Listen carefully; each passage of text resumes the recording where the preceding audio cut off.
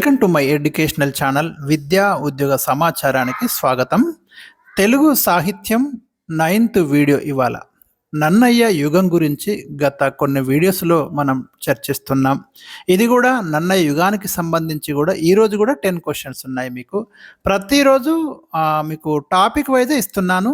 దాదాపు ఒక నన్నయ్య గురించి 60 నుంచి 70 ప్రశ్నలు ఇప్పటికే ఇచ్చాను. ఇంకా కంటిన్యూ అవుతుంది. ఇది దాదాపు ఒక 100 ప్రశ్నలు ఉండొచ్చు మీకు నన్నయ్య యుగం నుంచి. ప్రతిదీ కూడా కవర్ చేసే ప్రయత్నం అయితే జరుగుతుంది. అన్ని కాంపిటేటివ్ ఎగ్జామ్స్ దృష్టిలో ఉంచుకొని ఈ ప్రశ్నల్ని తయారు చేయడం జరిగింది. కాబట్టి తెలుగు సాహిత్యం మీద ఇంట్రెస్ట్ ఉన్న వాళ్ళు, పీజీ తెలుగు కంప్లీట్ చేసిన వాళ్ళు ఎవరైనా కూడా వీటిని ప్రిపేర్ కావచ్చు.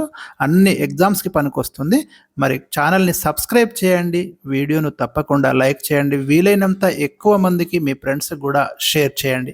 ఎందుకంటే సాహిత్యం అనేది పూర్తిగా కంప్లీట్గా డిస్కస్ చేయాలనుకుంటున్నాను నేను. ప్రతి వీడియోలో కూడా తెలుగు సాహిత్యంలో ఉన్న పారిభాషిక పదాలు కానివ్వండి, వ్యాకరణాంశాలు కానివ్వండి, విమర్శ కానివ్వండి, సిద్ధాంతాలు, విమర్శ సిద్ధాంతాలు ప్రతిదీ కూడా అందించే ప్రయత్నం అయితే చేస్తున్నాను. అది మరి కొనసాగుతుందని ఆశిద్దాం. ఇవాళ క్వశ్చన్ నెంబర్ 1, నన్నయ్య సమకాలీనుడు అధర్వణాచార్యుడి యొక్క రచనలుగా వేటిని భావిస్తున్నారు? నన్నయ్య ఉన్న కాలంలోనే అధర్వణాచార్యుడు ఉన్నాడని భావిస్తున్నారు. అధర్వణాచార్యుడికి సంబంధించి కొన్ని రచనలు ఉన్నట్టు మనకు ఆధారాలు లభిస్తున్నాయి. వాటిలో ఒకటి అధర్వణ ఛందస్సు. కవి పేరు మీదగానే ఉంది. వ్యాకరణ గ్రంథం ఇది. త్రిలింగ శబ్దానుశాసనం, ఇది కూడా వ్యాకరణ గ్రంథమే, అధర్వణాచార్యుడిది. అధర్వణ కారికావలి, దీన్ని వికృతి వివేకం అని కూడా అంటామండి. ఇట్లాంటి చాలా ఇంపార్టెంట్. ఇది ఆల్రెడీ చాలాసార్లు ప్రశ్న కూడా మనకు. ఇది వ్యాకరణ గ్రంథం. అయితే దీని ప్రత్యేకత ఏంటంటే ఈ వికృతి వివేకము లేదా అధర్వణ కారికావలి మనకు నన్నయ్య ఆంధ్ర శబ్ద చింతామణి రాశాడు. ఏది తెలుగు వ్యాకరణము, కానీ సంస్కృతంలో రాయబడింది. ఇంపార్టెంట్. ఈ ఆంధ్ర శబ్ద చింతామణిలో ఉన్నటువంటి సూత్రాలకు వివరణలు, సవరణలు చూపుతూ వార్తికాలు రాయబడ్డాయి. వార్తికాలు అంటే ఏదైనా సూత్రానికి సంబంధించినటువంటి వివరణ, సవరణ. మరి ఇక్కడ ప్రశ్న మీకు ఖచ్చితంగా అడిగే అవకాశాలు ఉంటాయి. ఆంధ్ర శబ్ద చింతామణికి సంబంధించిన వివరణలు మీకు వికృతి వివేకంలో కనిపిస్తాయి.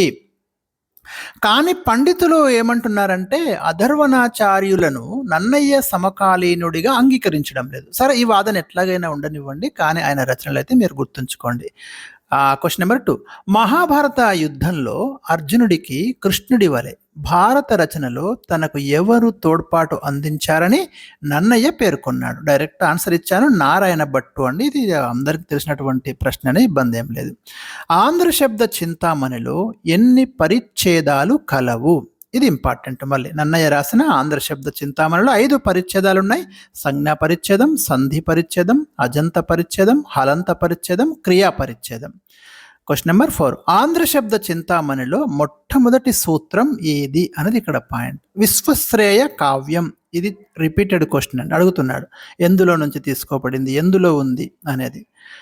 కావ్య ప్రయోజనం విశ్వశ్రేయస్సును కోరుకోవడం, అది మీరు గుర్తుంచుకోండి.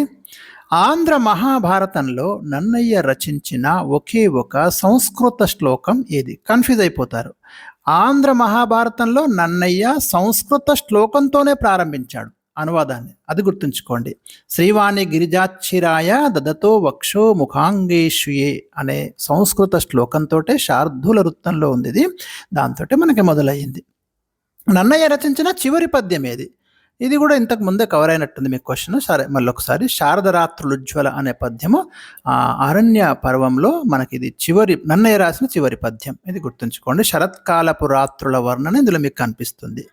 క్వశ్చన్ నెంబర్ 7, కొర్లపాటి శ్రీరామమూర్తి అభిప్రాయం ప్రకారం నన్నయ్య భారత రచనా కాలం ఎప్పుడు? సరే, దీని మీద కూడా మనకు భిన్న వాదనలు ఉన్నప్పటికీ ఏదో ఒక ఆధారం మనకి ఇక్కడ ప్రత్యేకంగా వ్యక్తి, ఒక పండితుడు మనకు చెప్తున్నాడు కాబట్టి 1056 నుంచి 1060 మధ్య నన్నయ్య భారత అనువాదం జరిగి ఉండవచ్చు అని చెప్తున్నారు.